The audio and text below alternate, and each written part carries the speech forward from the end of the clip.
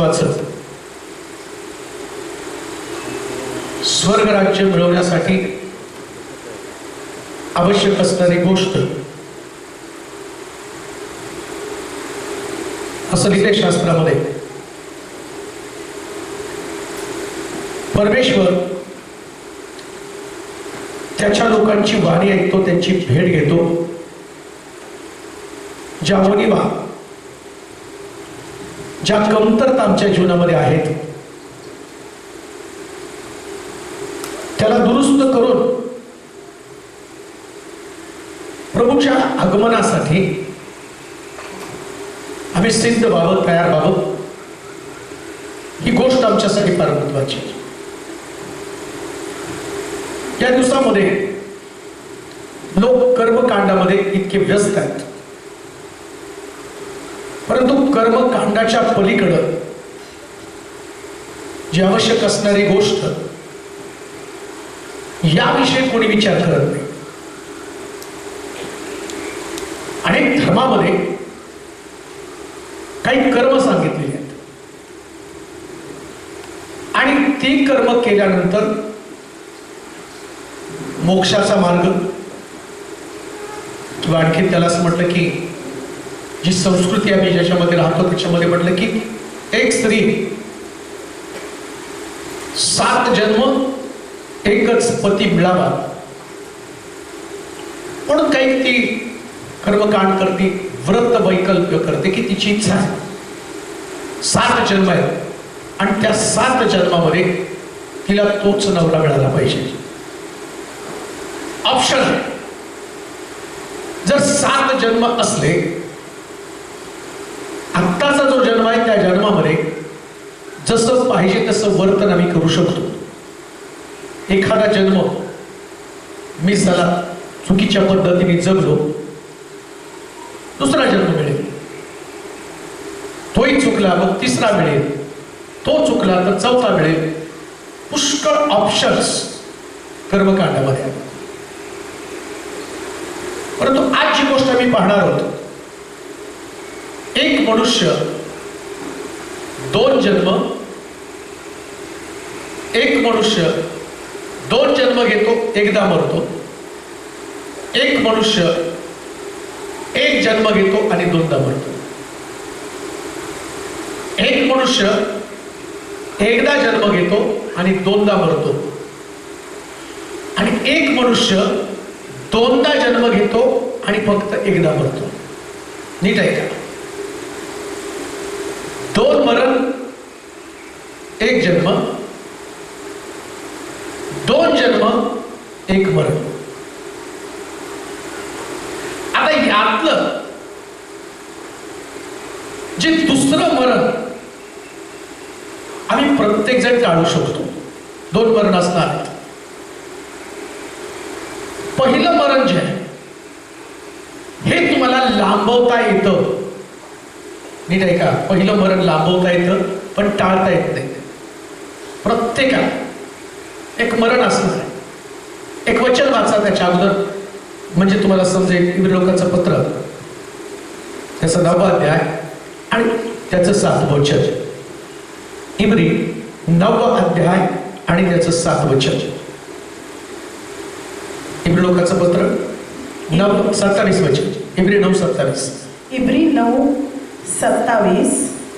ज्या अर्थी माणसांना एकदाच मरणे, ज्या अर्थी माणसाला एकदाच मरणे व त्यानंतर न्याय होणे, त्यानंतर न्याय होणं नेमून ठेवले आहे, नेमून ठेवलं आहे, त्या अर्थी ख्रिस्त, त्या अर्थी ख्रिस्त पुष्कळांची पापे स्वतःवर घेण्यासाठी, पुष्कळांची पापे स्वतःवर घेण्यासाठी एकदाच अर्पिला गेला. एकदाच अर्पिला गेला. आणि जे त्याची वाट पाहतात, जे त्याची वाट पाहतात, त्यांना पापासंबंधात नव्हे तर तारणासाठी दुसऱ्यांदा दिसला. दुसऱ्यांदा. बस मुख्य भाग आहे. सुरुवातीला मी तुम्हाला सांगितलं की जर अनेक जन्म आमच्या समोर उपलब्ध असले तर आमच्या समोर ऑप्शन आहे. काही गोष्टी आम्हाला समजून घेणं जे आमच्या ख्रिस्ती प्रवाहामध्ये, आमच्या ख्रिस्ती जीवनामध्ये दुर्लक्षित केल्या गेलेल्या आहेत. असा मी पाहतो की आमच्या डोक्यामध्ये कल्पना 2 नोव्हेंबरला एक कब्रस्तानचा दिवस असतो. कब्रस्तानच्या दिवसामध्ये आम्ही लोक कब्रस्तानमध्ये जातो, मेलेल्या व्यक्तीचं स्मरण करतो आणि तिथं त्या व्यक्तीची आठवण करतो. परंतु इथं काय सांगितलंय, जे शास्त्रामध्ये सांगितलं, तुमचा जन्म एकदा आणि त्यानंतर मरण आणि मरणानंतर न्याय. माणूस जन्माला एकदा आला, त्याचं वर्तन, त्याचे विचार, त्याच्या कृती, त्यानं केलेले कर्म, या कर्मावरती त्या व्यक्तीला स्वर्ग राज्य मिळणार का नाही ते ठरलं जाणार आहे. कर्मावर का तुमचं तारण, तुमचा विश्वास, तुमचं धार्मिक जीवन काय घडतं माहिती का? ज्या पद्धतीचं आमचं ख्रिस्ती जीवन आहे याच्यामध्ये पाहतो, तो व्यक्ती मेल्यावरती पास्टर त्याला कब्रस्तानमध्ये घेऊन जातात आणि एक प्रार्थना पाळत करत असतो, प्रभूजी हा आत्मा तुझ्याकडे आला आणि याला तू विसावा दे. हे नाही का? तुम्ही विश्वास ठेवून सात्विक जीवन जगून मग तुम्हाला मृत्यू आला. एक मनुष्य मेल्यानंतर दोन पैकी एका ठिकाणामध्ये पोहोचतो. एक मनुष्य दोन पैकी एका ठिकाणामध्ये. आम्हाला माहित नाही की तो मेल्यानंतर पुढे कुठे जात, कुठे जातो याचं उत्तर कोणी शोधलं नाही. तुम्ही जिवंत आहात तोपर्यंत मरणापर्यंत जगता, पण तुम्हाला आज ज्या विश्वासामध्ये वाढायचं त्या विश्वासामध्ये वाढत असताना तुम्हाला मृत्यूनंतर कुठे जायचं याचा शोध घ्यायचा आहे.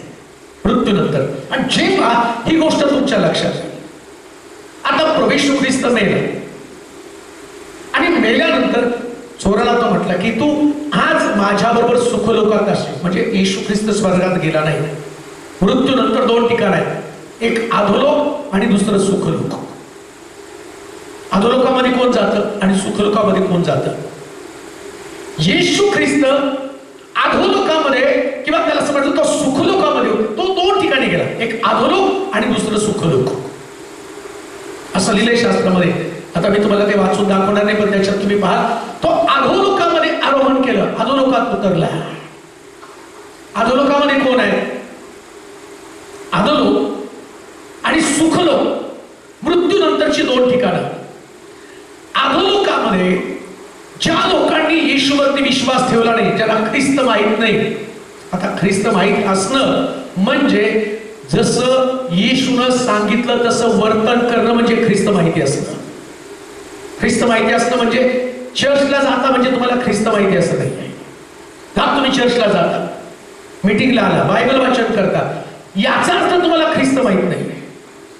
ख्रिस्त माहित असणं म्हणजे तुम्ही ख्रिस्ताला ओळखून घेतलं. असं लिहिलंय, तो या जगामध्ये आला पण जगाने त्याला नाकारलं, जगाने त्याला ओळखलं नाही, तर मग तो माझ्या स्वकीयांनीच मला ओळखलं नाही. बांधणाऱ्यानं नापसंत केलं, धोंडा कोणशेला झाला, नाही ओळखलं त्याच्या लोकांनी. तो त्याच्या लोकांकडे आला पण त्या लोकांनी त्याला ओळखलं नाही. प्रॉब्लेम आहे. ओळखणं म्हणजे पापापासून दूर जाणं.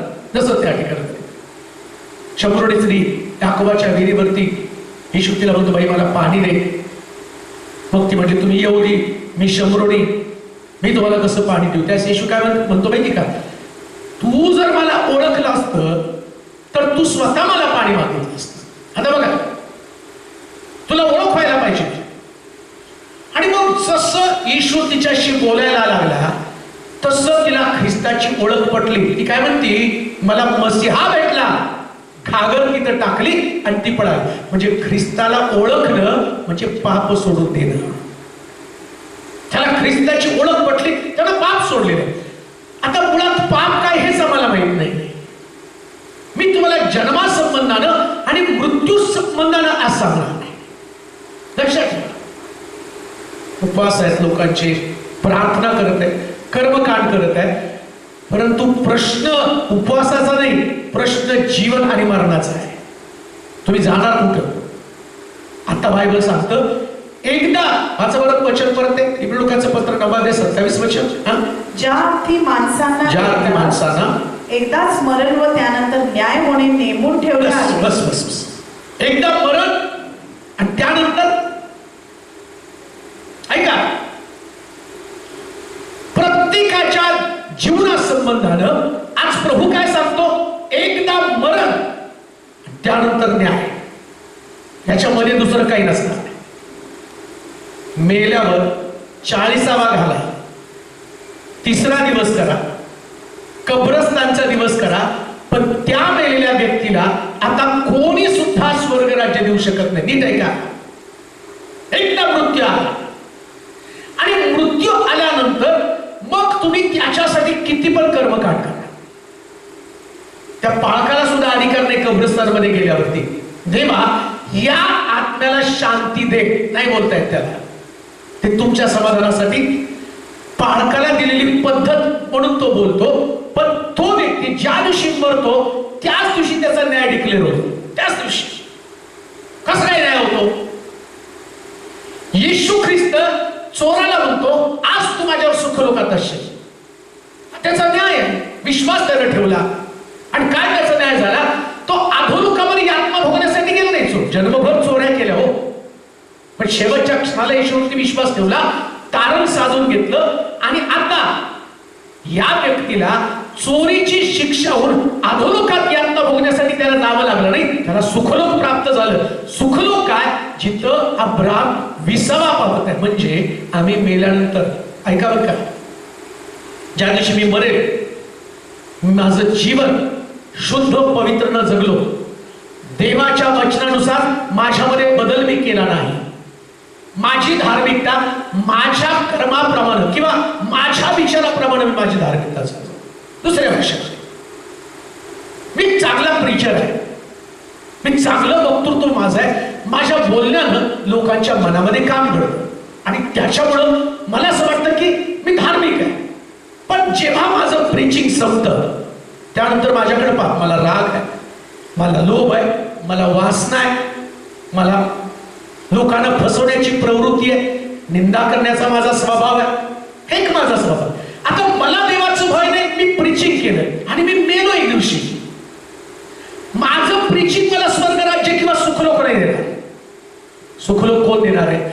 असं म्हटलं, प्रभूजी मी तुझ्या नावाने संदेश दिला, रोगी बरे केले, भूत काढली. तो म्हणतो मी तुला ओळखत नाही. अरे दुराचार करणाऱ्या मनुष्या माझ्यापासून निघून जा. म्हणजे मेल्यावरती माझ्या प्रीचिंगचं जजमेंट नाही करणार. न्याय कशाचा करणार आहे? प्रीचिंगचा नाही. तुम्ही देवाच्या वचनाप्रमाणे वर्तन केलं का नाही याचा न्याय केला जाणार आहे. काम देऊ नाही का? तुम्ही ख्रिस्ती म्हणून तुम्ही स्वर्गात नाही पोहोचणार. कोणीच नाही. पाळक नाही, बिशप नाही, सेवक नाही, भविष्यवक्ता नाही, संदेश नाही, कोणी व्यक्ती सुखलोक मिळवू शकत नाही. मी 2 मार्गांना संबंधाने सांगत आहे. हा जी गोष्ट मी तुम्हाला बोलतो, पहिल्यांदा मरण आणि न्याय लक्षात घ्या. मरण आणि न्याय. एकदा मेला की तुमचा न्याय आहे. तुम्ही या पृथ्वी तलावरती जगताना मरणाचा विचार करून जगावं लागतं. आणि मरणाचं सूत्र देवाने इतकं भारी सांगितलं ना, देवाच्या मनामध्ये आलं, संदेश त्याला पाठवलं, म्हटलं जा हिचक्याला सांग तुझ्या घराची निर्माणी लवकर.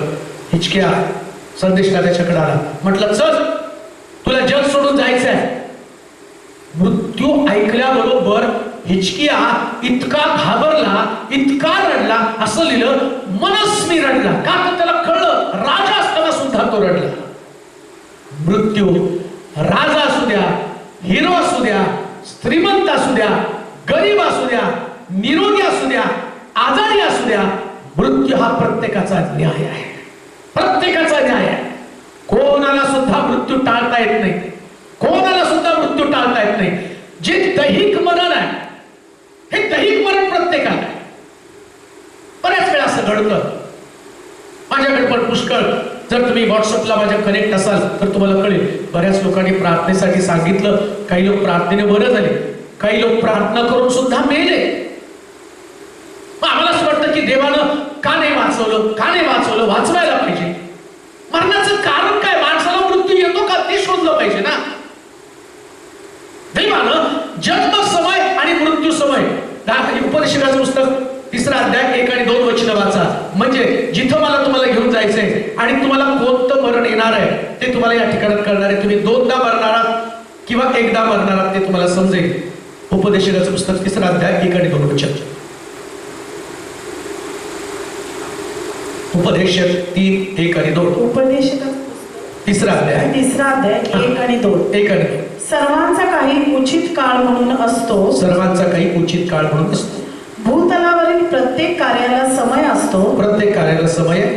जन्म समय व मृत्यू समय. जन्म समय व मृत्यू समय. रोपण्याचा समय व रोपलेले उपटण्याचा समय. रोपण्याचा समय व उपटण्याचा समय असतो. वदण्याचा समय व बरे करण्याचा समय. वदण्याचा समय, बरं करण्याचा समय. मोडून टाकण्याचा समय व बांधून काढण्याचा समय. मोडून टाकण्याचा समय व बांधून टाकण्याचा समय असतो. रडण्याचा समय व हसण्याचा समय. रडण्याचा समय, हसण्याचा समय. शोक करण्याचा समय. शोक करण्याचा समय, नृत्य करण्याचा समय असतो. बस बस बस बस. मुख्य भाग काय? जसा जन्माचा समय तसा मृत्यूचा समय आहे. नाही काय का? प्रत्येक व्यक्तीला कधी जन्माला घालायचं हे देवाने ठरवलेलं असतं आणि त्या व्यक्तीला मृत्यूदंड कधी द्यायचा हे पण देवाने ठरवलेलं असतं. अजून एक गोष्ट तुम्हाला सांगतो. डॉक्टर तुमच्या मरणाची तारीख डिक्लेअर करू शकत नाही. कोण व्यक्ती तुमच्या मरणाची तारीख डिक्लेअर करू शकत नाही. नीट ऐका, कोणीच नाही बरं का.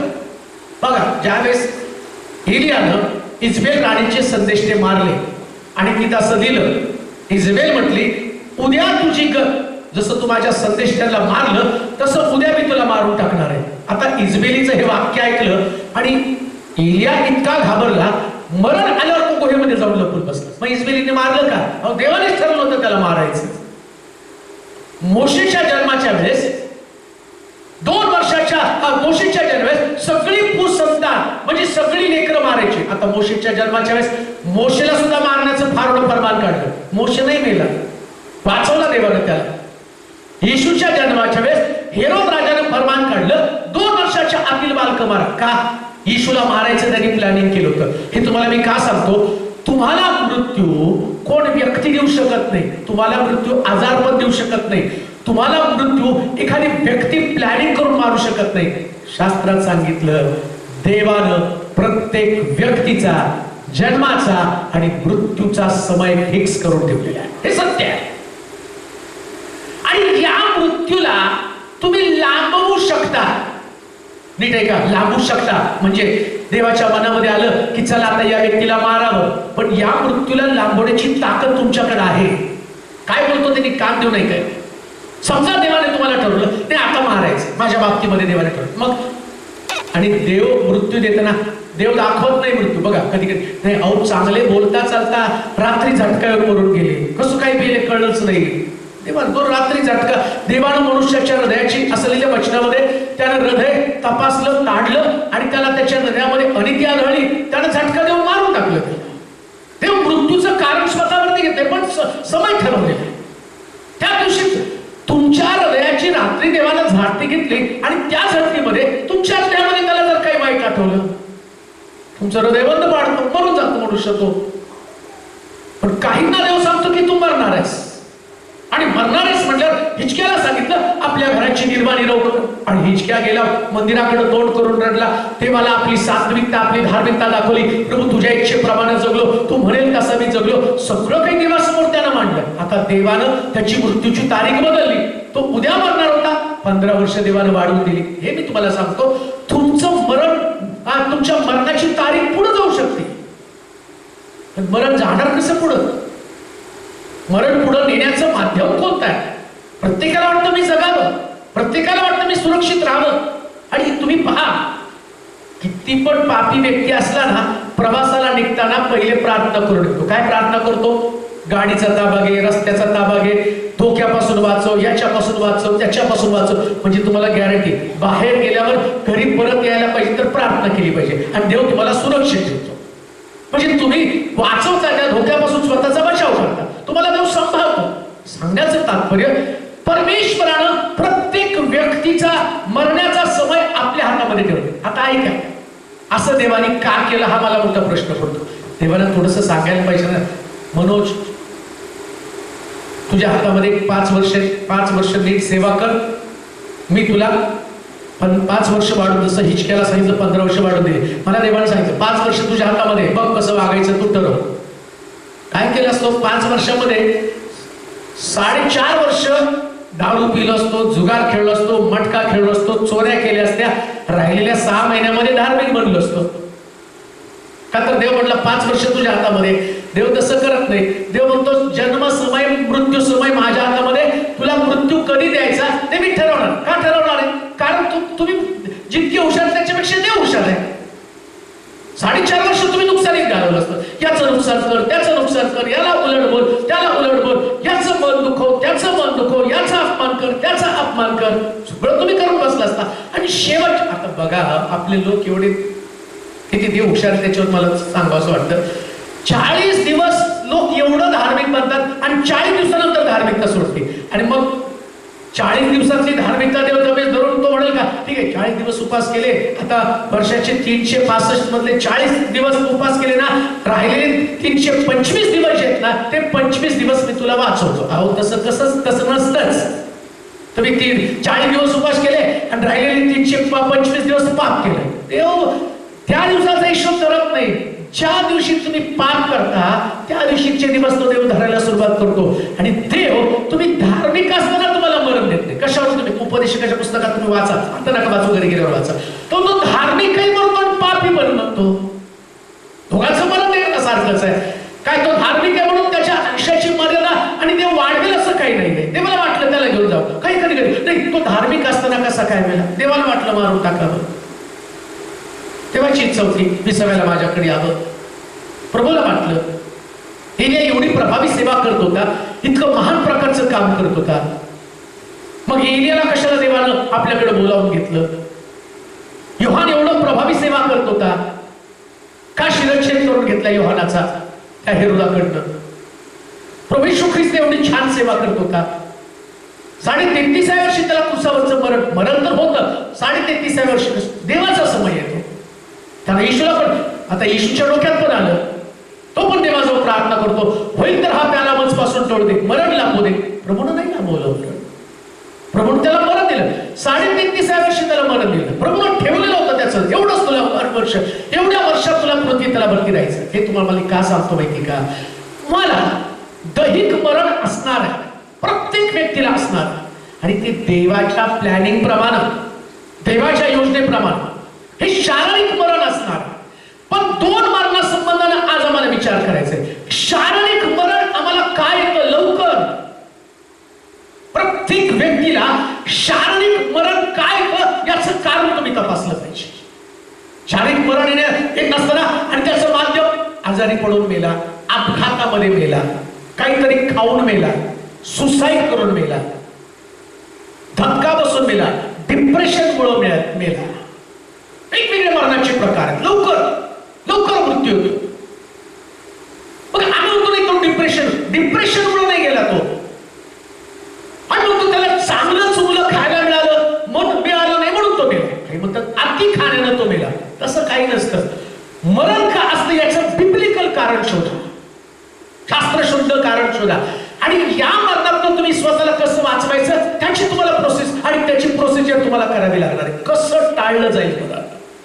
आजारपणामुळे मरण येतं आजारपणामुळे, अपघातानं मरण येतं अपघातानं मरण. मग तुम्हाला अपघातापासून कसं बचावायला पाहिजे? म्हणजे तुम्हाला जास्त आयुष्य जगायचंय.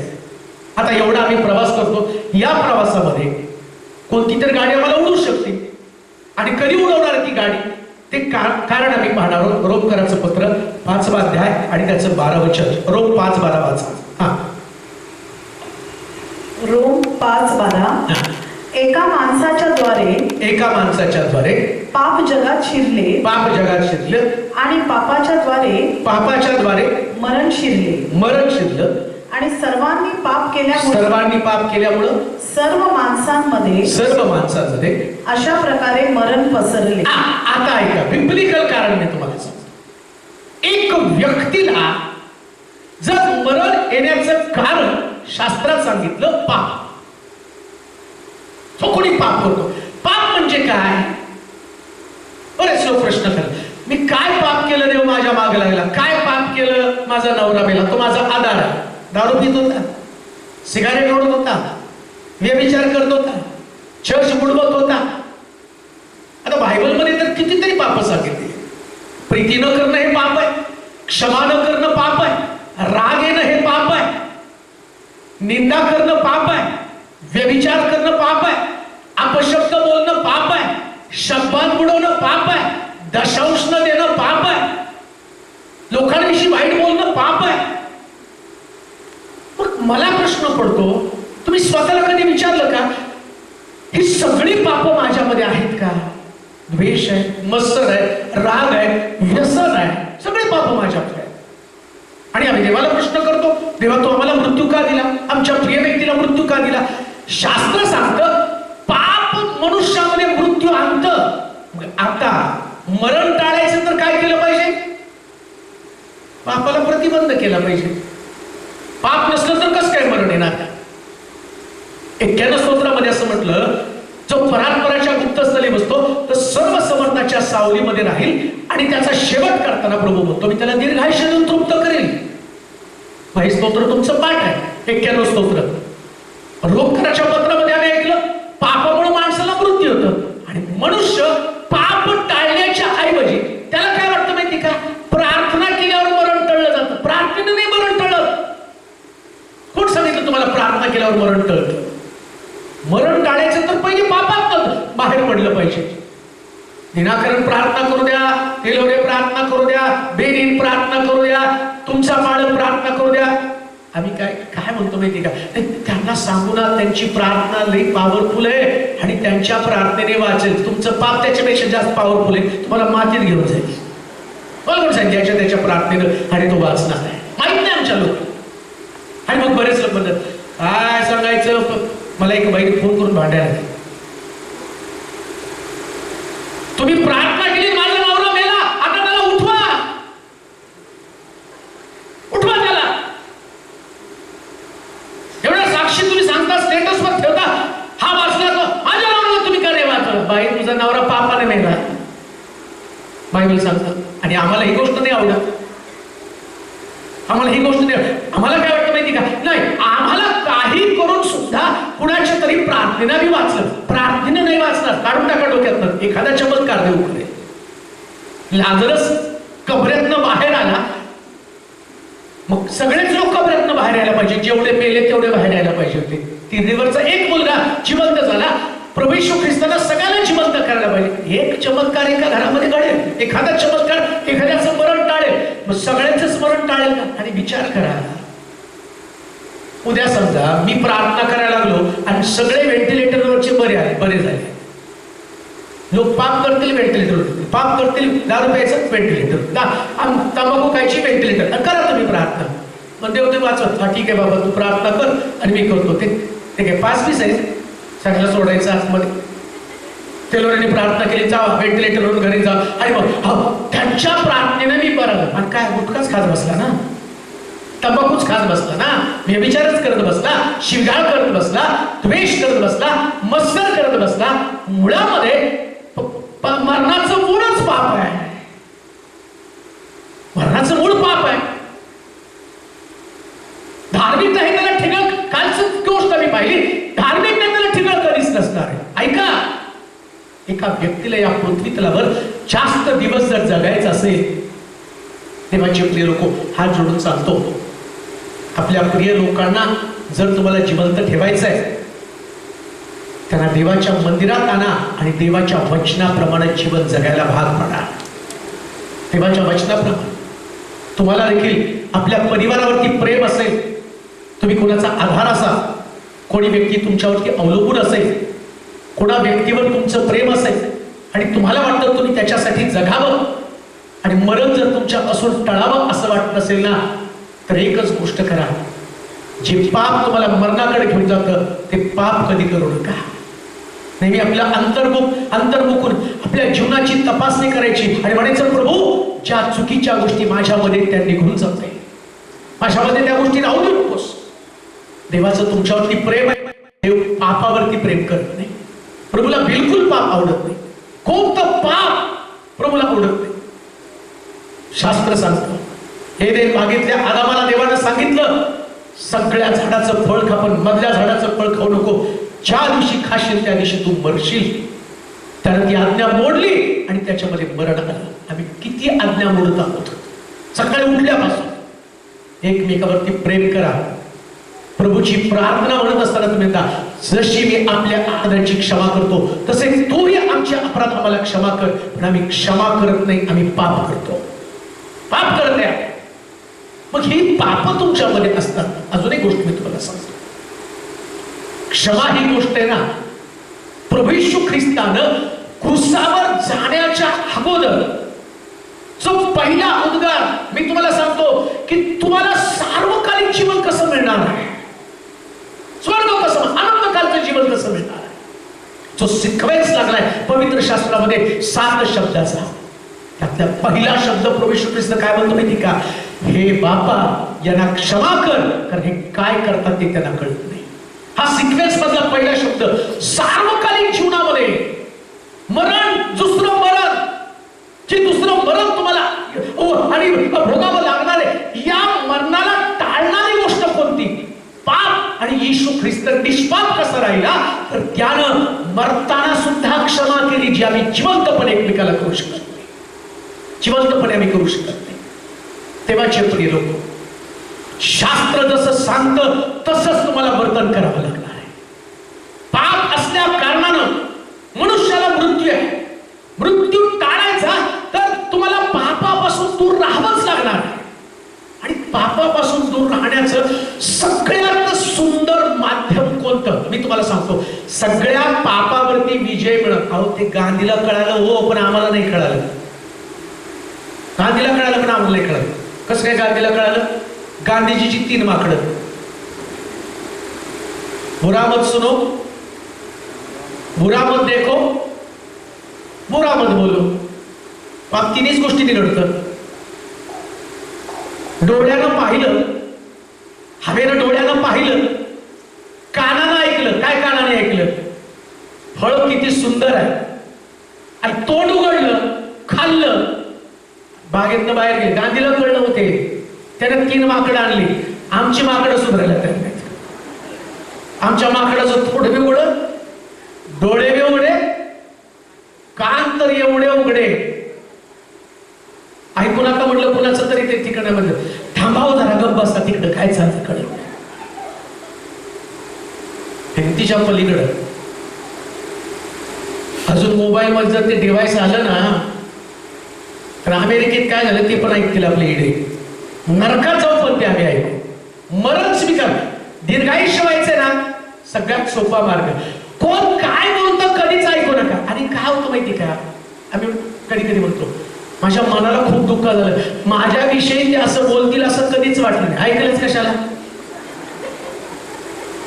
मग काही लोक शॉकने गेले होते, शॉकने नाही, पापाने गेले. त्यांना ऐकण्याची घाण सवय होती. सारखं कान लावून बघत होते, कोण काय बोलतंय, कोण काय बोलतंय, कोण अजून कशाने मारतात माहिती का. थोडंसं ऐकायचं, त्याच्यामध्ये जास्तीचं बोलून सांगायचं, ते भांडण आपल्या घरी द्यायचं. फक्त मी हे बोललो पण हे बोललो नाही, याही धक्क्याने वरून गेले. मग स्तोत्र 1 मनावर, स्तोत्र 1. धन्य तो पुरुष, माहिती पोटसारखं. धन्य तो पुरुष, बोला की, बोला. कोल्हापूरच्या लोकांना तुमचं सगळं पाठ आहे, मला असं कळलंय म्हणा. अरे पाठ नाही, ठीक आहे. धन्य तो पुरुष, दुर्जनांच्या मसलतीने चालत नाही, पापी जनांच्या मार्गात पाऊल घालत नाही, निंदकाच्या बैठकीत. पण आम्हाला सवय, कोणी म्हणलं असं असं होय का हो, माझ्याही कानावर आलं, मी पण मला पण त्या कळालं. तिथं आम्हाला काय, मी तर ह्याच्यापेक्षा जास्त ऐकलं. आणि संध्याकाळी गुडघे टेकून, तेव्हा झटका येऊ दे नको रात्री, हृदय सुरक्षित ठेव, मेंदू सुरक्षित ठेव, पॅरालिसिस होऊ देऊ नकोस. ऐका, जेवढे झटके तुम्हाला द्यायचे तेवढे झटके देणार आहे. मी म्हणतो, निरोगी जीवन जगायचं असेल ना, हे सगळे डोक्यातले या मेंदूच्या नसा एवढ्या कशाला फोडता, वाकड्या तिकड्या का करता? ह्याच्यात जबाबदार तुम्हीच आहात. तुम्ही दुर्जनांच्या मसलतीने अहो, काम तुम्हाला ते देवानं नेमलं नाही. या पृथ्वी तलावर देवाच्या लोकांना एकच काम आहे, अहोरात्र परमेश्वराच्या शास्त्राचं मनन करणं. पण ते स्तोत्र दुर्जनांच्या मसलतीने चालत नाही, धर्मनीतिकाच्या बैठकीत बसत नाही, तर काय करतो? रात्रंदिवस शास्त्र वर्णन करतो. अहो शास्त्रामध्ये जीवन आहे, या सगळ्या मरणाच्या गोष्टी आहेत. चर्चा या मरणाच्या गोष्टी आहेत, निंदा या मरणाच्या गोष्टी आहेत, एकमेकाविषयी बोलणं मरणाच्या गोष्टी, हे पाप आहे. आणि लोकांना ते पाप आवडतं आणि मग प्रश्न करतो, हे प्रभू आम्ही एवढं धार्मिक होतो, आम्हाला का मरण आणलं? त्याचं उत्तर एकच आहे, तू पाप केलं म्हणून तुला मरण आलं. पाप केलं तू. परत दुसरी गोष्ट, देवाकडं पाप त्या पापाला दर्जा नाही हो. पाप म्हणजे पाप. आपल्याकडे खोट्याला म्हणतो आम्ही सफेद झूठ, म्हणजे काय? पांढरं सत्य जे स्वतःला वाचवतो. नाही मी खोटं बोललो तर त्याच्यामध्ये लोकांचा बचाव झाला ना. देवाकडे सफेद झूठ आणि ब्लॅक झूठ, व्हाईट अँड ब्लॅक अशा प्रकारचं लाईज नसतं. असत्य म्हणजे असत्य, खोटं म्हणजे खोटं, पाप म्हणजे पाप. वाईट ऐकणं पाप, वाईट बोलणं पाप, वाईट विचार करणं पाप.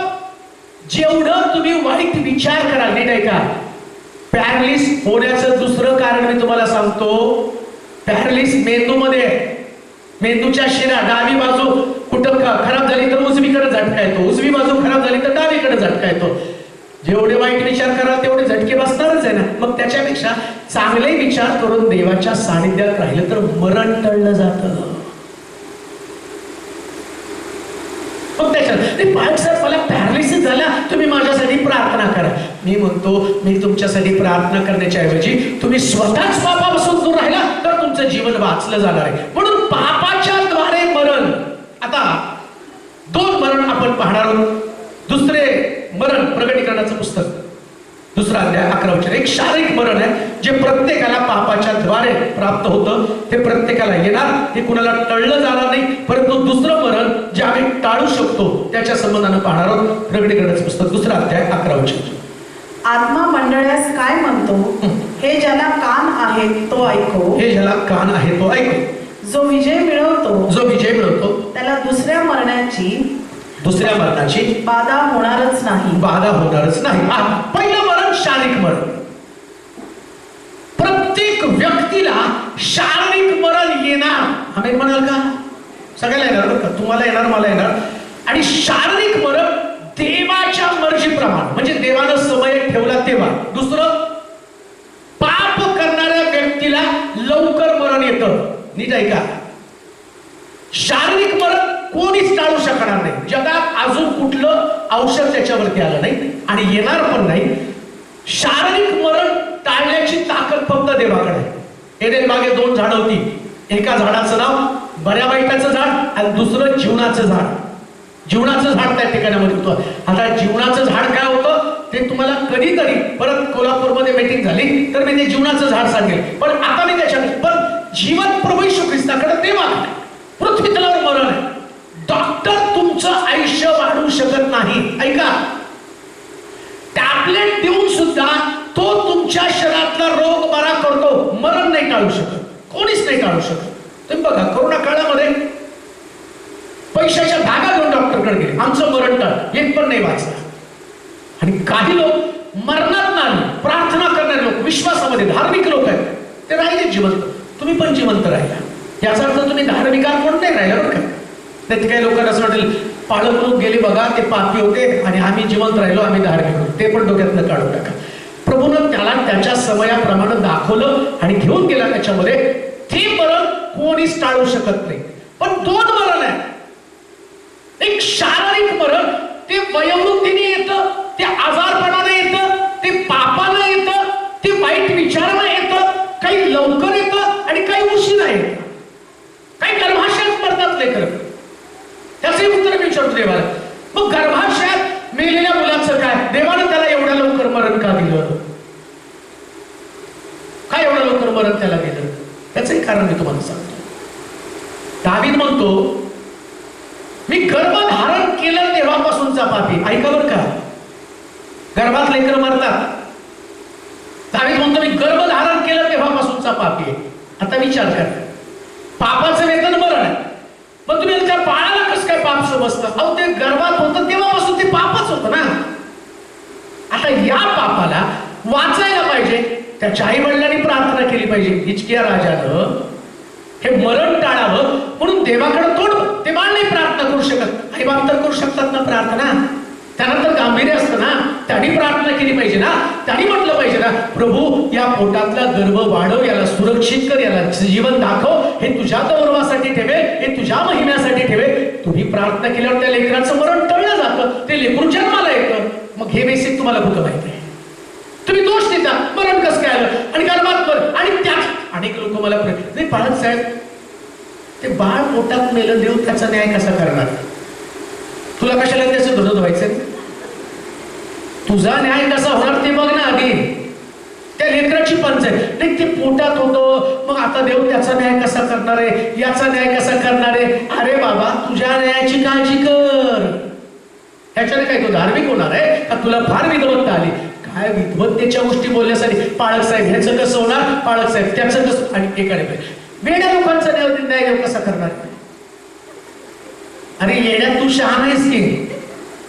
तुझ्या न्यायाविषयी विचार मला. तू जिवंत आहे, प्रभूला काही कळत नाही का कुणाचा न्याय कशा पद्धतीने करावं? अहो, या प्रभूनं त्या ठिकाणी असं म्हटलं, शिष्य आले, ते म्हटले ते जे लोक आहेत ते तुमचे शिष्य नाही, आणि ते भूत काढायला लागले, जाऊन आम्ही त्यांना प्रतिबंध करू का? येशू म्हटला, त्यांना प्रतिबंध करू नका, गहू आणि निदान एकत्र वाढू द्या. मला काय माहिती माझे शिष्य आहेत का नाही?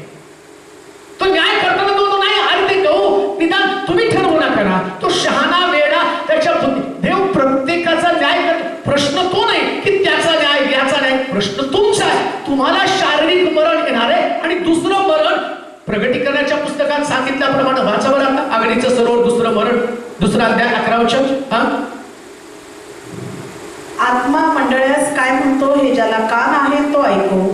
जो विजय मिळवतो त्याला दुसऱ्या मरणाची बाधा होणार. पहिलं मरण शारीरिक मरण. शारीरिक मरण प्रत्येक व्यक्तीला पापाच्या मुळे येतं. प्रत्येक व्यक्ती. पुन्हा ऐका, तुम्हाला या पृथ्वी तलावरून जग सोडून लवकर जायचं असेल तर जितकं पाप करता येईल तेवढं पाप करा. लवकर मरायचं असेल, लवकर मरायचं असेल, आणि जिवंत राहायचं ना, तर पाप काय भोळं पण बनू नका बरं. काही लोक भोळेपणाचे कशी प्रार्थना असते माहिती का त्यांची? तेव्हा कळत नकळत घडलेल्या सगळ्या पापांची क्षमा कर. सगळं कळतंय बरं का, पाप काय बरोबर कळतंय. शिव्या देणं पाप आहे कळतं, असा उपास आणि अशा तोंडातलं शिव्या, त्या शिव्या पण इतक्या भारी असतात ना, त्या डिक्शनरी पण सापडत नाही. गुगल सुद्धा शॉक होऊन जातं. अरे ही डिग्री, ही शिवी माझ्याकडे नाहीच आहे, ही या व्यक्तीकडे कशी काय आहे? गुगल सुद्धा शॉक होऊन गरगर फिरून मरून पडतं. गुगल सुद्धा त्याला सापडत नाही शिवी, याला सापडते. धार्मिक आणि धार्मिक तेवढीच प्रभावी प्रार्थना. ते शिव्या, ते शाप, ते सगळं तुमच्याकडे आहे. आणि झोपताना प्रार्थना, तेव्हा न कळत घडलेल्या पापाची क्षमा. आता परवा बाळक साहेब खूप प्रार्थना करते, तंबाखू सुटत नाही, पण मला स्वर्गात जायचंय. बाई, तुला स्वर्गात घ्यायला देवाला प्रॉब्लेम नाही, पण देवानं स्वर्गात तंबाखूचं झाड लावलं आणि तुझा प्रॉब्लेम आहे. तुला इथं पृथ्वी तलावर तंबाखू शिवाय राहत नाही, स्वर्गात कसं तंबाखू शिवाय राहू शकेल? बरं, प्रभूला तर असं वाटणार नाही की बाबा इथे स्वर्गात राहून सगळा स्वर्ग थुंकून थुंकून घाण करावा, पिचकाऱ्या मारून मारून. तो कशाला गेला? गुटखे, तंबाखू, बिडी. ते फक्त बिडी पॅसेंजर डब्यामध्ये चालतं रेल्वेच्या, फुकते. पॅसेंजरचा प्रवास तुम्ही बिड्या फुकणाऱ्याला विचारा ना, ते म्हणतो ते बाबा तिकडे तोंड करून फुक. तो काय म्हणतो माहिती का? फर्स्ट क्लासच्या डब्याने प्रवास करणार. स्वर्ग हे फर्स्ट क्लासच्या लोकांसाठी आहे. तिथे या प्रकारची कर्म चालत नाहीत. म्हणून मी तुम्हाला सांगतो, मरण टाळायचं तर कर्माचं शुद्धीकरण व्हायला पाहिजे. दैहिक मरण लांबणीवरती न्यायचं. असं लिहिलं, अब्राम पुऱ्या वयाचा होऊन गेला. पुऱ्या वयाचा होऊन मला हे मरण तुम्ही लांबणीवरती टाळू शकता, पण मरण टाळू शकत नाही. लांबणीवरती नेऊ शकता. कसं लांबणीवरती नेऊ शकता? अजून एक मुद्दा त्याच्यात राहिला. स्तोत्र त्याचा 91 आणि 14 ते 16 वचन. स्तोत्र संहिता 91 आणि 14 ते 16 वचन वाचूया.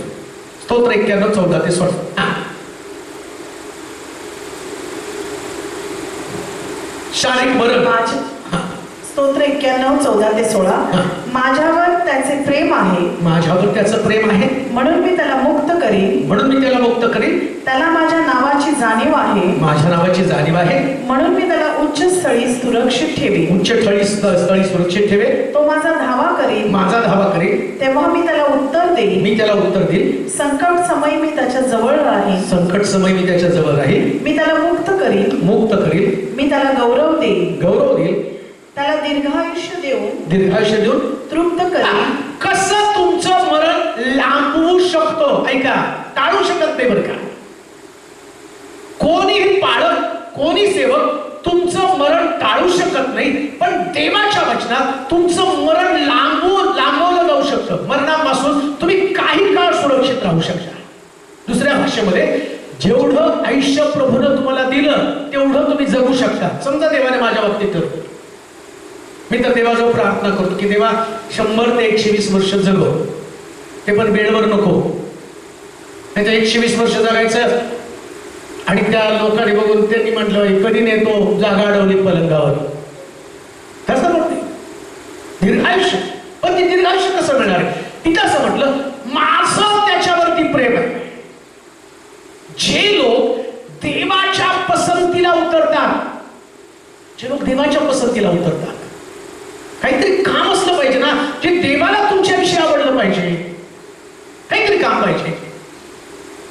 तसं आता ब्रदर आम्ही त्या ठिकाणामध्ये देवाला त्यांची वर्शिप आवडली आणि वर्तन आवडलं. नुसतं वर्शिप नाही पाहिजे, वर्शिप आणि वर्तन दोन्ही गोष्टी आवडल्या पाहिजे. तसं मी आहे. माझं प्रीचिंग देवाला आवडलं, काही लोकांचं तारण झालं, पण माझं वर्तन काही लोकांना पापाकडे घेऊन जातो. मरण काय तर त्याच्या संबंधाने मी तुम्हाला सांगत आहे.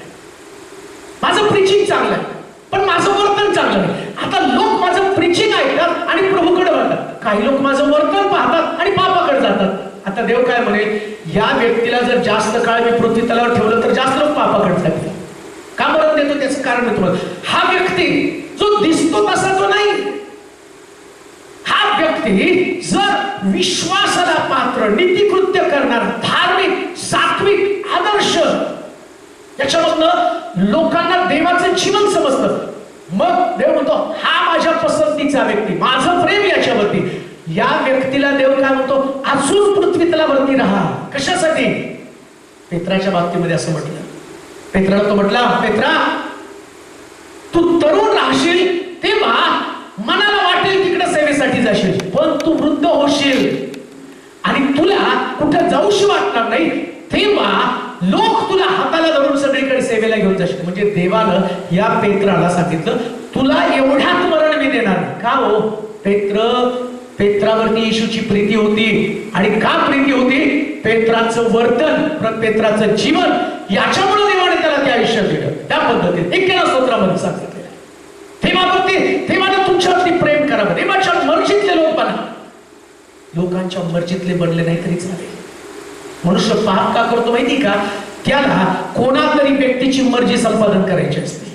का निंदा करतो, का टाळी करतो, का अशा गोष्टी करतो. बघा तुम्ही साज बसल्या होते, एखाद्या व्यक्तीविषयी वाईट बोलायला लागला.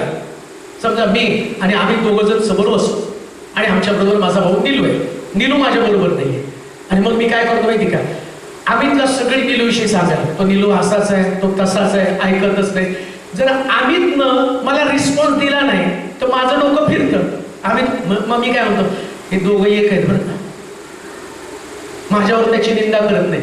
आणि तो निंदा करायला लागला तर तो पाप करतो ना. म्हणजे याच्या मर्जीसाठी त्याला हा बाळच आहे. मी पण बघितलं बरं का, निलूला बघितलं, फुगीर आहे, असं आहे, तसं आहे, तो असाच करतो. तर त्यांनी चर्चा करायला कशासाठी?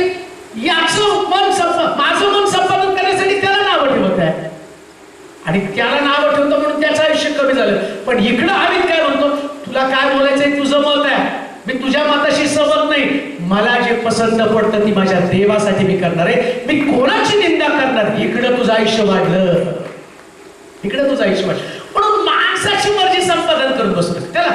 अगदी आयुष्य टाइमपास साठी नाही. मी म्हणतो जगायचंय कुणासाठी हो? ही व्यक्ती निंदा करते तिच्यासाठी जगायचंय. ती तुम्हाला नरकात घेऊन चालली, ती तुमचं आयुष्य कमी करायला लागली, ती व्यक्ती तुम्हाला नाशाकडे घेऊन चालली आणि प्रभू त्याच गोष्टी. स्वर्गातला देव तुम्हाला काय वाटतं? इस्लाच्या रक्षकाला झोप लागत नाही, तो डुलकी घेत नाही. डुलकी घेत नाही तर देव काय करतोय दिवस रात्र? सगळं तुमचं वर्तन बघत बसतो. कुठं बसता, तुझं बसणं, तुझं उठणं, तुझं चालणं, तुझं बोलणं, तुझं नेसणं, सगळं बारकाईने बघतो देव. सगळं बघतो. आणि सगळं बघत असताना तुम्ही म्हणता नाही आता आम्ही उपासात आहोत, देव आम्ही उपास नाही हो. यशाच्या ग्रंथात 28 तो आम्ही उपास करतो, तू का पाहत नाही? मुळात उपास पाहत नाही. काय पाहतो? उठणं, बसणं, चालणं, बोलणं, निजणं, सगळं देव बारकाईने पाहतो. उपास तर बघतच नाही. मग काय बघतो? काय बोलता, काय विचार करता, कसं निसता. निसताना तुमच्या डोक्यात काय? निसताना पण डोक्यात काय असतं? उद्या उठलो ना, काही लोकांना रात्री झोप येत नाही, ते काय म्हणतात? बदला घ्यायचा बरं का. मग ते म्हणतात गेलो 4 माणसात अशी फजिती केली, आता पोटभर जेवण गेलं. 4 माणसात फजिती केल्यावर जेवण गेलं, सगळं झालं. आणि म्हणतो काय म्हणजे काय माझं चुकलं? देवानं मरण का दिलं? अरे तुझ्या तोंडाला लगाम घाल, आपल्या जिभेला नियंत्रण ठेव. पण दावीद म्हणतो हे देवा माझ्या मुखावर पहारा ठेव, माझ्या वाणीचं द्वार सांभाळ. का असं लिहिले? जिभेच्या हाती जीवन आणि मरण आहे. मरण तर जिभेला आलं. तुला काय घडलं?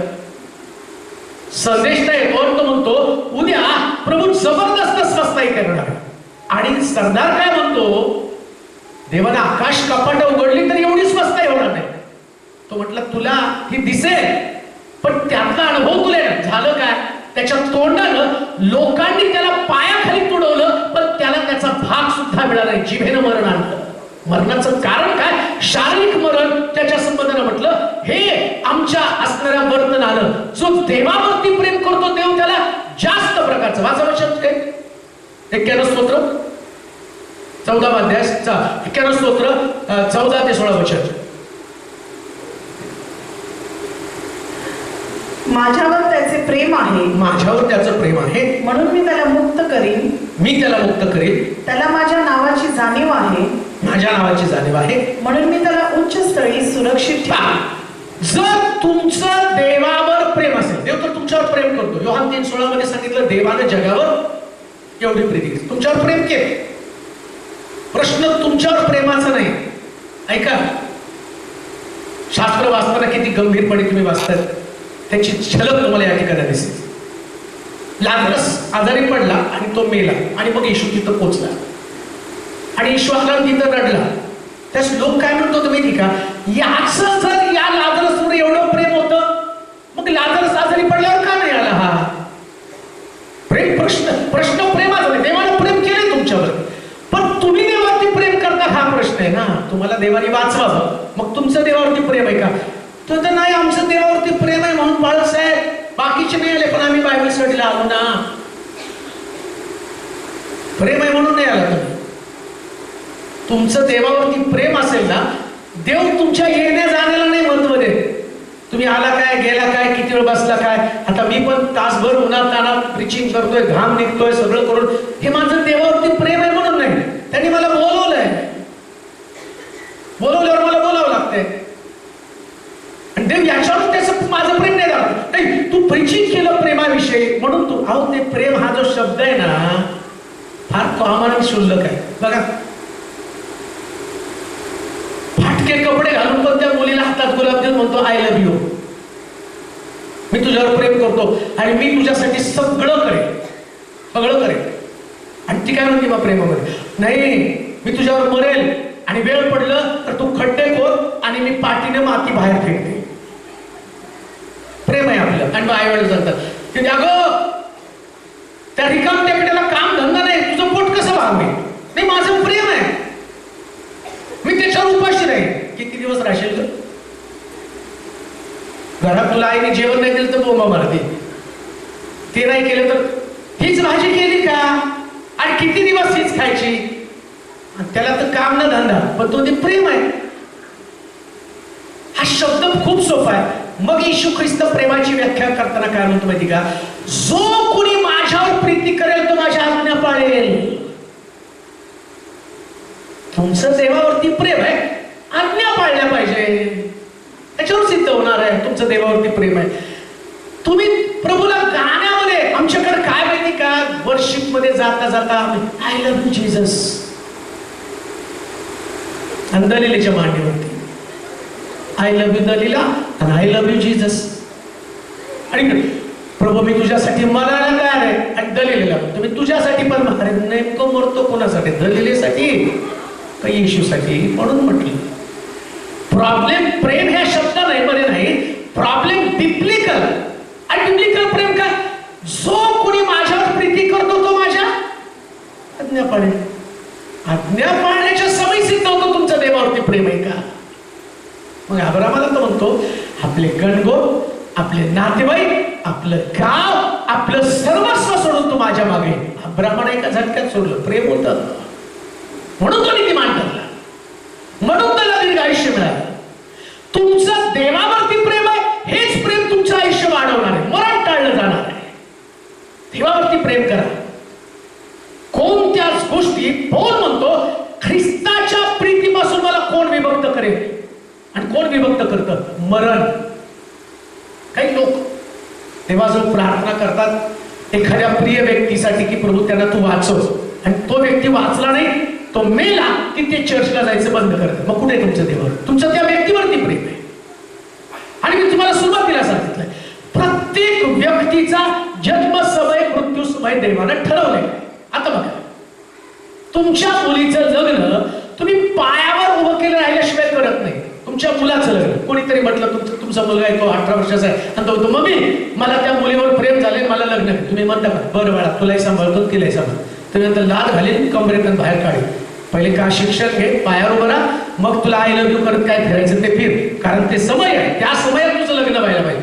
तुम्ही सगळं तुमच्या समयाप्रमाणे करता. देवाने त्याच्या समयात एखादी गोष्ट केली, एखाद्या प्रिय व्यक्तीला घेऊन गेला आणि तो म्हटला जन्मसर हे सगळ्याला उपदेशकाचं पुस्तक माहिती, सगळे पाठ करून बसले आणि तो व्यक्ती देवानं का मारलं, देवानं का मारलं, देवानं का मारलं. अरे तू त्याचा अधिकार आहे, त्या व्यक्तीला कधी मारावं त्याचा अधिकार आहे. मुळामध्ये ती व्यक्ती मेली आणि देवाजवळ गेली, विसाव्याला सुखदुःखामध्ये किंवा अधोदुःखामध्ये कुठेतरी गेली, जिथं ती पोहोचली आणि तुला कुठं पोहोचायचं याचा विचार तुला करायचा आहे. एक जीवन एक मरण, दोन मरण एक जीवन, एक जीवन एक जन्म. कोणता जन्म? आईच्या उदरात आल्यावर तुम्हाला दोन मरण येणार आहे. पण जेव्हा तुमचे दोन जन्म होतील तेव्हा तुम्हाला एकच मरण. आणि ते कोणतं मरण? शारीरिक मरण. आणि प्रगटीकरणाच्या पुस्तकामध्ये म्हटलंय 2रा अध्याय 11 वचनामध्ये. आता जाऊया प्रगटीकरणाच्या पुस्तकामध्ये 2रा अध्याय 11 वचन. काय म्हटलंय वाचा. 2:11.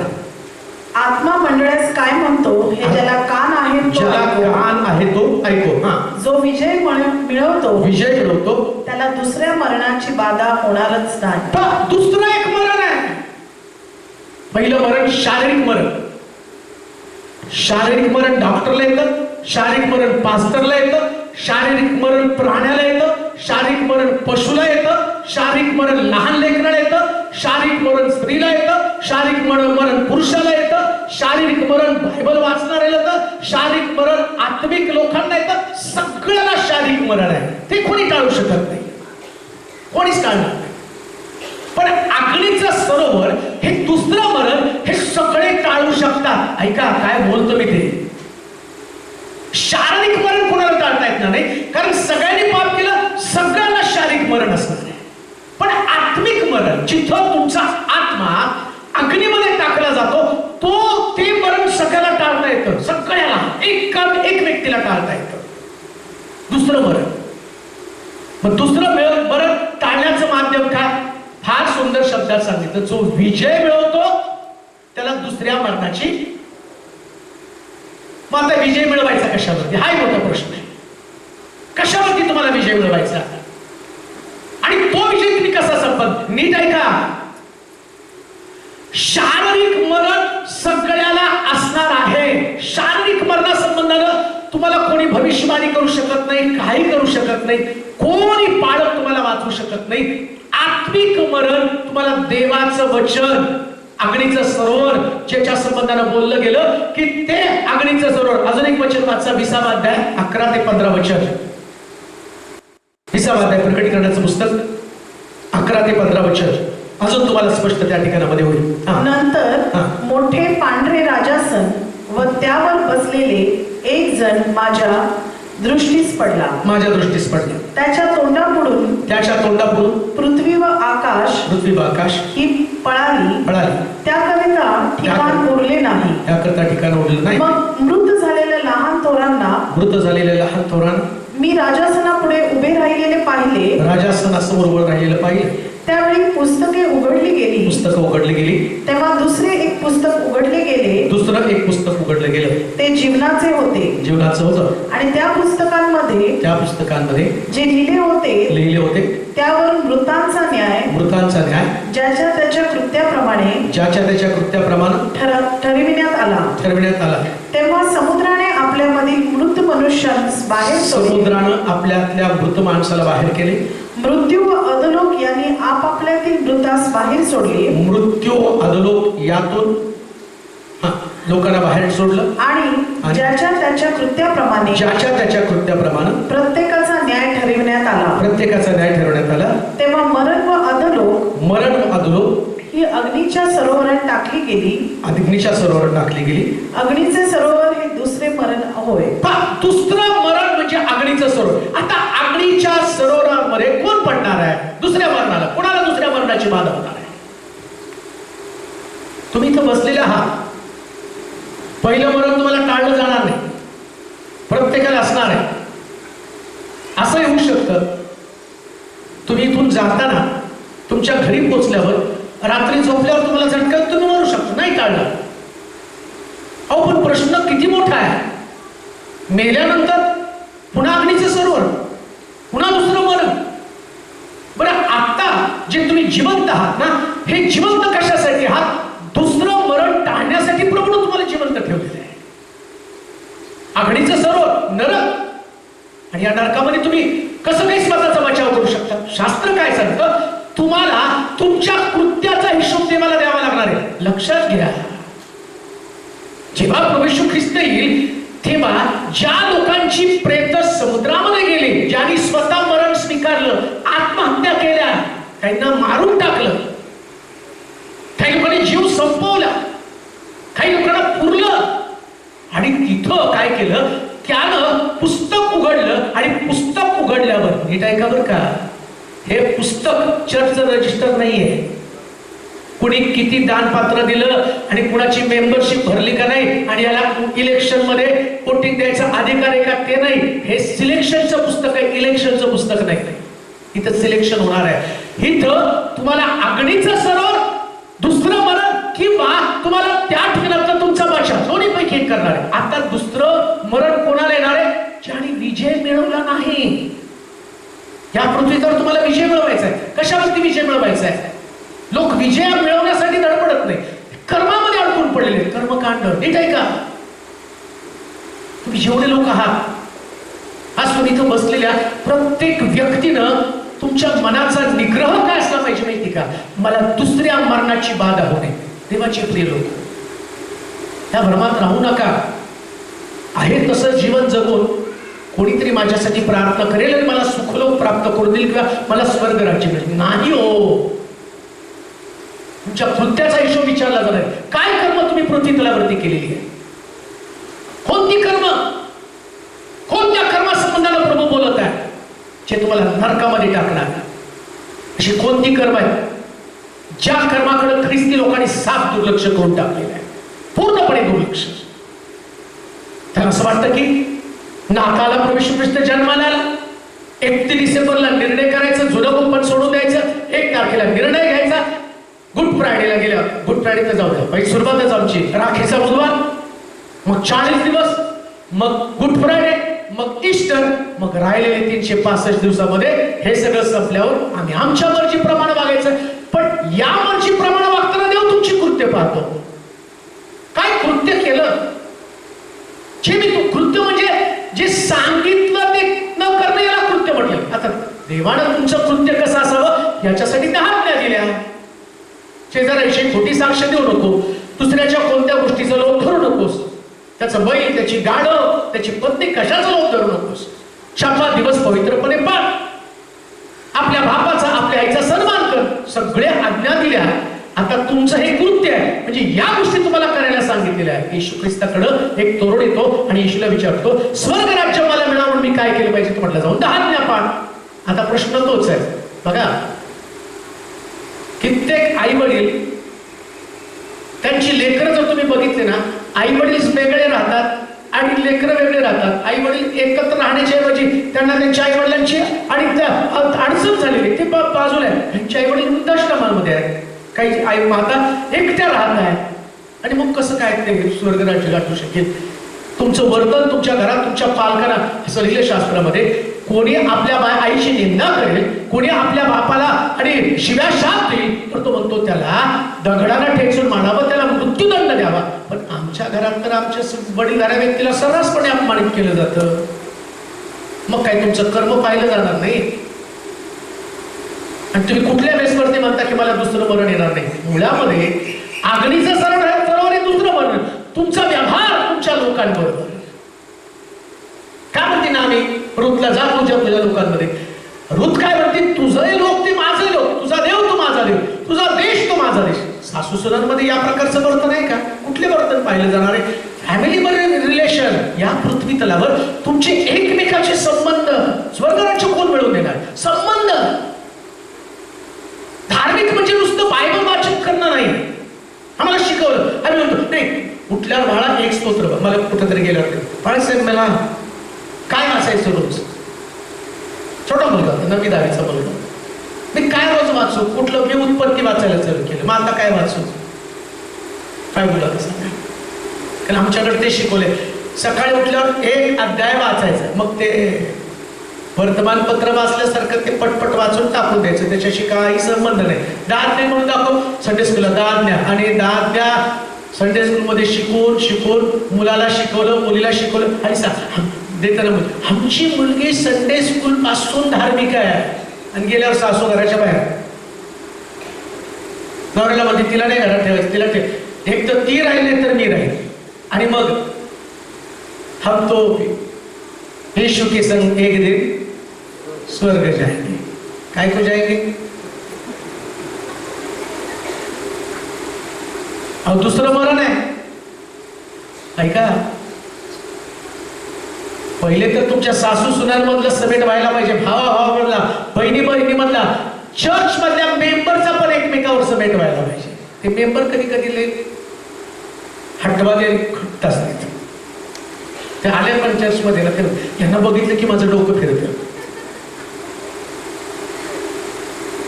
आणि काही होतं, यांचं तोंड नको म्हणून चर्च बदललं, आणि नेमकी हे बी बदलून तिथं इकडं पण आले काय. आता स्वर्गात गेल्यावर काय करता? इकडे आले नरकात जाता, इकडे आले आता जाऊ द्या, तिकडे तर येणार नाही. अहो तुम्ही जिकडे जाल तिकडे येईल. तुम्ही नरकात गेला तर हे नरकात पण येतील का? हे बदलले नाही, ते बदलले नाही. स्वर्ग हा बदललेल्या लोकांचं ठिकाण आहे, बदललेल्या लोकांचं ठिकाण. कर्म बदला. दुसरं मरण हे कर्म तुमचं धार्मिक जीवन सुधारणार अशा प्रकारचं त्या ठिकाणामध्ये असणार आहे. आणि म्हणून असं म्हटलं, अग्नीचा सरोवर हे त्या ठिकाणामध्ये दुसरं मरण म्हटलेलं आहे. ऐका, अजून एक गोष्ट मी तुम्हाला सांगतो. जीवनाचं पुस्तक उघडलं गेल्यावर जन्मलेल्या दिवसापासून मृत्यूपर्यंतच्या दिवसापर्यंतचा, नीट आहे का? जीवनाचं पुस्तक ज्या दिवशी उघडलं जाईल ना, ज्या दिवशी तुमचा जन्म झाला आणि ज्या दिवशी तुमचा मृत्यू झाला, जन्म आणि मृत्यू याच्यामध्ये सगळी तुमची सीडी काढली जाणार आहे. सीडी नाही समजणार आता, सीडी नाही तर पेन ड्राईव्ह आहे. सकाळीच एकाने फोन केला, माझ्या पेन ड्राईव्ह हरवला, सगळी कागदपत्र त्याच्यामध्ये. पाळक साहेब प्रार्थना करा माझा पेन ड्राईव्ह सापडावा. तर सगळे म्हणतात इकडं प्रभूकडे काय हरवत नाही, सगळं बरोबर त्याच्या ह्याच्यात ठेवलं. तुम्ही जन्मलेल्या दिवसापासून काय केलं, चर्चमध्ये कसा बसला, मीटिंगला गेल्यावर काय केलं, मीटिंगमध्ये सगळं पेन ड्राईव्ह वर तुमचं रेकॉर्डिंगच आहे जन्मलेल्या दिवसापासून. मग स्वर्गामध्ये मरता, मग पाळत तेव्हा आत्मा तुझ्याकडे येऊ दे, त्याला स्वीकार. आणि आम्ही पाळत लोक अशी शववरती का पण आशीर्वादित करते, म्हणताना मरण हा शाप आहे, हा मेला हा शाप आहे, तो म्हणतो आशीर्वादित कर. काय आशीर्वाद? मरण जर आशीर्वाद आहे तर मी तुम्हाला देतो ह्या मरणाचा आशीर्वाद. मरण शाप आहे का आशीर्वाद आहे? बोला की हो. मग कसं काय तिची कबर आशीर्वादित झाली? आणि मग काय पाहणं विसरलो. शवगर्ती का आशीर्वादित करण्यासाठी? मी कधीच करत नाही शवगर्ती. हा ती मरण शाप आहे, ते कशी काय आशीर्वादित होणार आहे? ते प्रेत आता किडे खाणार आहे, पुस्तक उघडलं जाणार आहे. जन्म झालेला दिवस मृत्यूपर्यंत तुमचं कर्म काढलं. काय कर्म केलं, किती निंदा केल्या, किती शिवीगाळ केली, किती लोकांना त्रास दिला, किती लोकांचा अपमान केला, किती देव तुमच्याशी बोलला, किती वेळा रागवला, किती वेळा क्षमा केली. बायबलमध्ये काय सांगितलं? 60च्या वेळा क्षमा कर. सगळ्याचा हिशोब देव ठेवणार आहे. अग्नीचं सरोवर दुसरं मरण आहे, हिशोब कुठला घेणार आहे? किती गायला हा हिशोब नाही, किती प्रीचिंग केला हा हिशोब नाही, किती वेळ गुडघे टेकले हा हिशोब नाही. कृत्याचा हिशोब आहे. काय कृत्य केलं, कशा पद्धतीने वर्तन केलं. आघडीचं सरोवर आहे दुसरं मरण. जेव्हा एक मनुष्य जन्माला येतो तेव्हा त्याला 2 मरण येतात, पण एक मनुष्य 2दा जन्म घेतो. आता वाचा योहान 3 आणि 3. योहानाचा शुभवर्तमान 3रा अध्याय 3रं वचन. येशू त्याला म्हणाला, मी तुम्हाला खचित सांगतो, नव्याने जन्मल्या वाचून कोणालाही देवाचे राज्य पाहता येत नाही. कोणाला सुद्धा देवाचे राज्य पाहता येत नाही. आता एक मनुष्य आईच्या उदरात जन्माला आला तर पापी. माझा जन्म झाला 8 ऑक्टोबरला माझा जन्म झाला. मी जन्माला आलो त्यास पाप म्हणून जन्माला. हा माझा पहिला जन्म. पाप म्हणून जन्माला आल्याबरोबर तो म्हणतो 2 मरण पक्के आहे, आघडीचं सरोवर आणि दैहिक मरण. आता मला हे दुसरं मरण म्हणजे अग्नीचं सरोवर. माझ्या मृत्यूची तारीख फक्त देवाला माहिती आहे. ज्या दिवशी मला मृत्यू येईल तो देवानं नियोजित केलेला मृत्यू. व तो कसा कसा दानिएलला सिंहाच्या गोळ्यामध्ये टाकलं. दानिएलला सिंह खाऊ शकले होते कारण देवानं त्याचा मृत्यूचा समय पक्का केला. कसं काय सिंह खाणार? हमानाला त्या ठिकाणी का मर्दखायला हमानानं फाशीचा खांब दिला, पण हमान त्या मर्दखाय मेला नाही. देवाने त्याला मरू दिलं नाही. नाही मरू देणार देव. मला दुसरं मरण टाळायचंय. आता दुसरं मरण टाळायचं तर माझा पहिला जन्म झाला आईच्या उदरात, तो दादा तुझा दुसरा जन्म व्हायला पाहिजे. दुसरा जन्म कसा काय? एक मनुष्य एकच जन्म घेतो म्हणजे काय? आता माझा एक जन्म झाला, आम्ही म्हणतो नाही मी तेलोरे कुटुंबाचा व्यक्ती आणि आम्हाला आमच्या घराण्याचं लय भूषण असतं नाही काय? जसं काही टाटा बिर्ला, अंबानी, माझ्या घराण्यातनं आमच्या कुटुंबातनं माझा जन्म झाला. तो तुझा एक जन्म. कुटुंब म्हटल्यावर कुटुंबाला एक स्वभाव आहे. सगळ्या कुटुंबाला, प्रत्येक कुटुंबाला एक स्वभाव आहे. प्रत्येक कुटुंबात एकच स्वभाव असतो. बघा, ज्यांच्या घरात रागराग करणारे सगळे रागराग करणारे.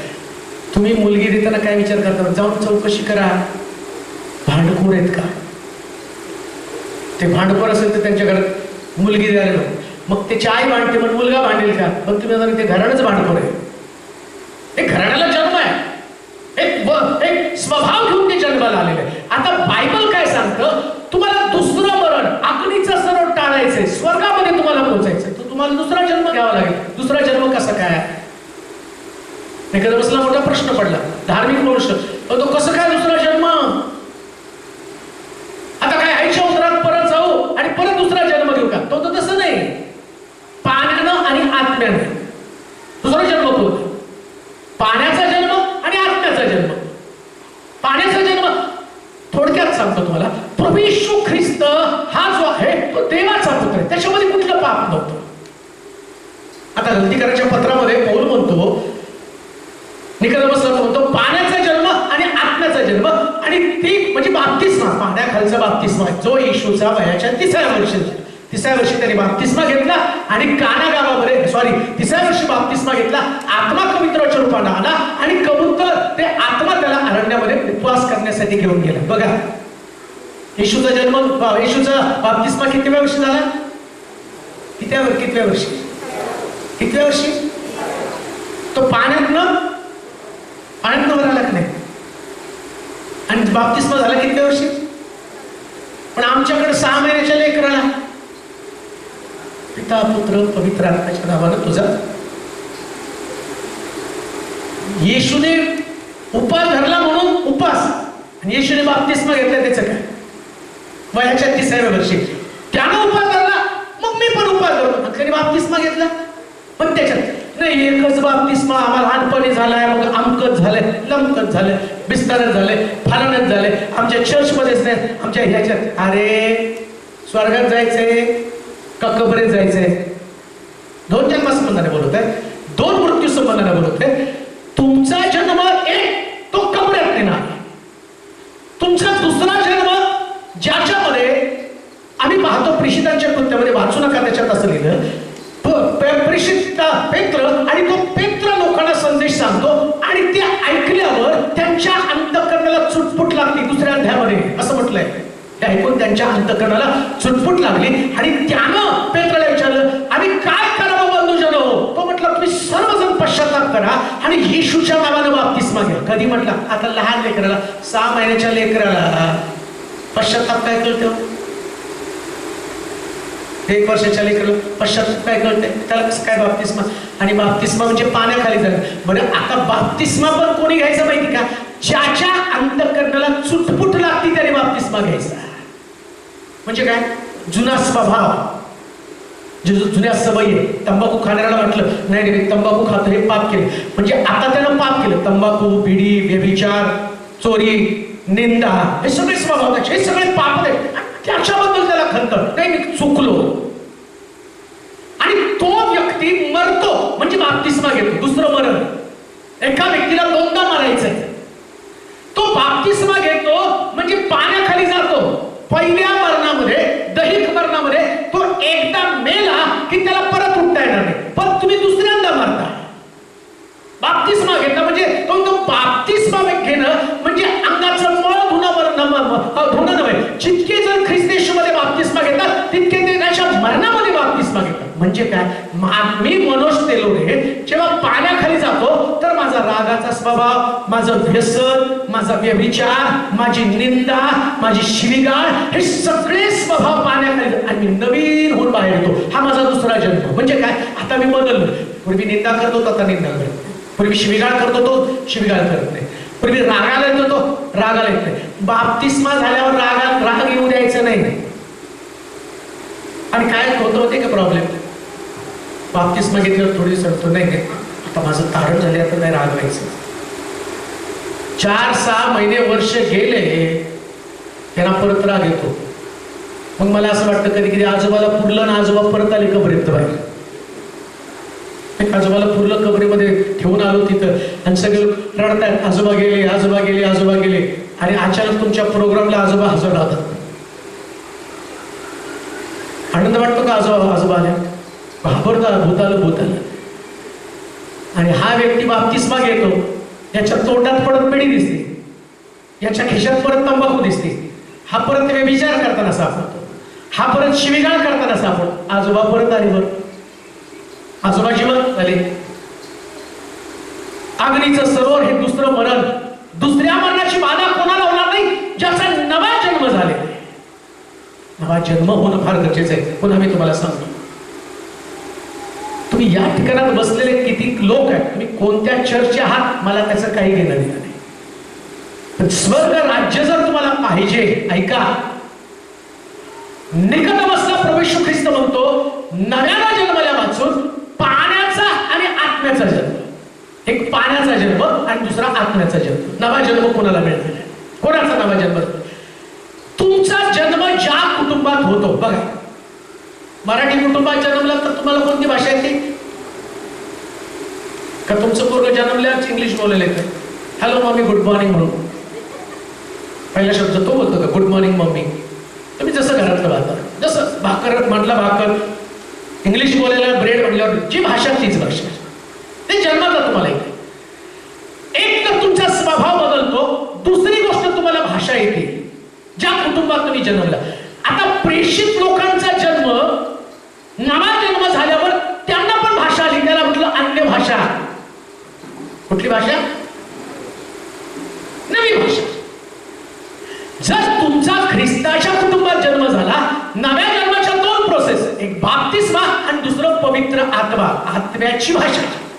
पटवा तुम्हाला, आणि तुमच्या पटण्याचं मला काही घेणं नाही. तुम्हाला आवडतंय आणि तुम्हाला वाटतंय ना हे असंच आहे का, तर ते तुम्ही पाठ घालत बसा, सिद्धांत अमकं तमकं डोकं आपटून फोडून मरा, खबर आहे जावा. एक मरण तुमचं पक्क आहे, दुसरंही मरण तुमचं पक्क आहे. सत्य स्वीकारा, तर सत्य स्वीकारल्या कारणानं तुम्हाला दुसरं मरण कधीच येणार नाही. मी दुसऱ्या मरणासंबंधात बोलत आहे. पवित्र आत्म्यानं भरणं, पवित्र आत्मा मिळवणं. म्हणून आम्ही पाहतो प्रेषित लोक माडीवरती पवित्र आत्म्यानं भरले आणि भरल्याबरोबर त्यांच्या जिभेचं नियंत्रण गेलं. वेगवेगळ्या भाषांमध्ये ते बोलू लागले. त्यांना त्यांची भाषा होती, त्या भाषेपेक्षा वेगळी भाषा जी आत्म्याला त्यांना दिली त्या भाषेमध्ये ते बोलू लागले. आता मला त्याच्याकडे पण जायचंय, पण मला दुसऱ्या जन्मासंबंधानं बोलायचंय. दुसरा जन्म, हे पाण्याचा बाप्तिस्मा हा तुमचा दुसरा जन्म आहे. एक तुमचं बदललेलं वर्तन. एकच वचन वाचू, वेळ तर इतका चाललाय, संध्याकाळची मीटिंग पण आहे, पण मला ते जुलपण पण सोडणं फार गरजेचं. कलेसिकराचं पत्र 3रा अध्याय 5 ते 9 वचन वाचूया पटकन. कलेसिकराचं पत्र 3रा अध्याय 5 ते 9 वचन. कलेसिकराचं पत्र 3रा अध्याय 5 ते 9. तर पृथ्वीवरील तुमचे अवयव म्हणजे जारकर्म, अंगमंगळपणा, जारकर्म, अमंगळपणा, कामवासना, कामवासना, कुवासना व लोभ याला मूर्तिपूजा म्हणावे. मूर्तिपूजा म्हणावे. हे जीवे मारा, हे जीवे मारे. त्यामुळे देवाचा कोप होतो. त्यामुळे देवाचा कोप होतो. तुम्ही पूर्वी त्या वासनात जगत होता, त्या वासनामध्ये तुम्ही जगत होता, तेव्हा त्यामध्ये तुम्ही चालत होता. त्यामध्ये तुम्ही चालत होता. परंतु आता क्रोध, संताप, दुष्टपण, निंदा व मुखाने शिवीगाळ करणे, दुष्टपण, निंदा, मुखाने शिवीगाळ करणं, ही सर्व आपणापासून दूर करा. आपणापासून दूर करा. एकमेकांशी लबाडी करू नका, कारण तुम्ही जुन्या मनुष्यास त्याच्या कृतीस. जुना मनुष्य, जुना जन्म, या जुन्या मनुष्याचं वैशिष्ट्य काय? लबाडी करणं, निंदा करणं, क्रोध, संताप. आता विचार करा, तुम्ही म्हणता आम्ही ख्रिस्तियन. ख्रिस्तियन तर तुमच्यातला नवा मनुष्य कुठे आहे? नव्या मनुष्याचे स्वभाव तर असे नाहीये. तुम्हाला लेबल मिळाले, आणि कुणामुळे लेबल मिळाले? तुम्ही ख्रिस्ती कुटुंबात जन्मला म्हणून तुम्हाला लेबल मिळाले. तुम्ही ख्रिस्ती नाही. अहो तुम्हाला नाव मिळालं. आता बघा, मराठीमध्ये एक म्हण आहे, नाव सोनबाई हाती कथिलाचा वाळ. म्हणजे नाव काय? सोनाबाई. आणि सोनाबाईच्या हातात बघितलं तर तांब्याचं कड. सोनाबाईच्या हातात सोनं पाहिजे ना, पण सोनाबाईच्या हातामध्ये तांब्याचं कड आहे. तसं नाव ख्रिस्ती आणि काम सगळे यहुदाचे. जुना मनुष्य आणि नवा मनुष्य याच्यात फरक आहे. जर तुम्ही नवा मनुष्य, तुम्ही ख्रिस्तासारखे, तर तुमच्यातलं काम, वासना, संताप, दुष्टपणा सगळं तर बाहेर गेलं पाहिजे ना. ते सगळं तुमच्यामध्ये आहे. मग तुम्हाला दुसरं अग्नीचं सरोवर, हे दुसरं मरण का मिळू नये? संताप तुम्हाला लवकर येतो, राग तुम्हाला लवकर येतो, निंदा करता, तुम्ही अपशब्द बोलता, मुखानं शिवीगाळ करता. एक गोष्ट तुम्हाला सांगू का? शिवीगाळ करणारे लोक स्वर्गाच्या राज्यात नसणार आहे. राग, संताप आणणारे लोक, अजून एक गोष्ट तुम्हाला सांगतो, क्षमा न करणारा स्वभाव असणारे लोक स्वर्गामध्ये कधीच नसणार आहे. अग्नीचं सरोवर हे दुसरं मरण. सरोवर म्हणजे कळतं का तुम्हाला? आज दुपारी बाजूला पडदे आहे, फॅन आहे, उन्हाचा त्रास तुम्हाला होत नाही, तुम्ही ओके, थोडासा घाम तुमच्याकडे येतो. अग्नीचं सरोवर म्हणजे जिथं सतत पेटता अग्नी असणार आहे, त्याच्यामध्ये तुम्हाला देव टाकणार आहे. आणि कशावर टाकणार आहे माहिती का? हे दुसरं मरण. आणि का ते दुसरं मरण? तुमचं कर्म. कोणतं कर्म? मुखानं शिवी. वाचा कोणतं कर्म आपण एंड करून देतात वाचून ते. ज्या कर्म, अमंगळपणा, कामवासना, कुवासना व लोभ याला मूर्तिपूजा म्हणावे. क्रोध, संताप, आता तिकडं बाकीच्या गोष्टी, त्या उपासना वगैरे, ते आता तुम्हाला बेसिक तर कळलं पाहिजे. त्याच्यात तर ते फार खोलवर आहे. मूर्तिपूजा कशाला म्हणायचं ते मी तुम्हाला सांगत नाही. परंतु जे तुमच्या दैनंदिन जीवनामध्ये येणारी गोष्ट कोणती? क्रोध म्हणजे काय माहिती का? रागाची परिसीमा. आधी राग असतो, रागामध्ये माणूस एकमेकाला काहीतरी फटफट बोलतो. क्रोध आल्यावर नुकसान करतो. रागामध्ये आणि क्रोधामध्ये फरक आहे. राग आला तर तुम्ही दोन गोष्टी करता. एक तर त्या व्यक्तीचं घर त्याचा उंबरा चढत नाही, हे तुमचं ठरलेलं आहे. राग आला बरं नाही, त्याचं तोंड बघायचं. क्रोध आल्यावर तुम्ही नुकसान करता. म्हणजे काय, त्याचा बदला घेता. आणि बायबल काय सांगतं माहिती का, बदल्याची भावना ज्याच्यामध्ये आहे त्याला दुसरं मरण असणार आहे.